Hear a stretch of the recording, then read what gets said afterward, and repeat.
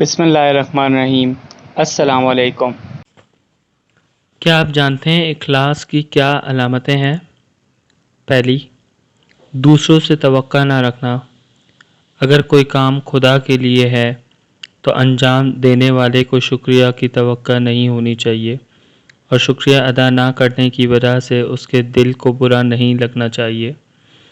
Second, اپنے کاموں کو ذمہ داری سمجھے، نہ کہ مقام کی خاطر کام کرے۔ تیسرا، پشیمان نہ ہو۔ جو خدا کے لیے کسی کام کو انجام دے، چاہے کامیابی ہو نہ ہو، اپنے کیے پر نادم نہیں ہوتا، کیونکہ اس کا مقصد خدا ہوتا ہے۔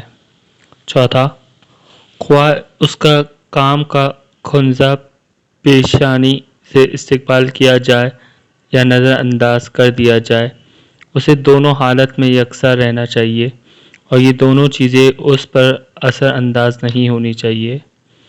پانچواں، مسلسل ایک جیسی حالت سے اسے تھکن کا احساس نہیں ہونا چاہیے، کیونکہ اس کا کام خدا کے لیے ہے۔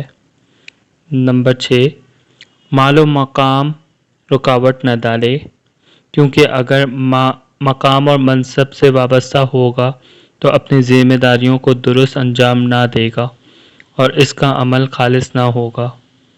ساتواں، ظاہر اور باطن میں فرق نہ ہونا۔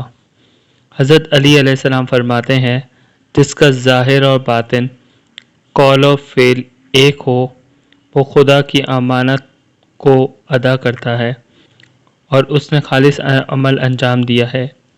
آٹھواں، کسی گروہ یا قوم سے تعصب نہ رکھنا۔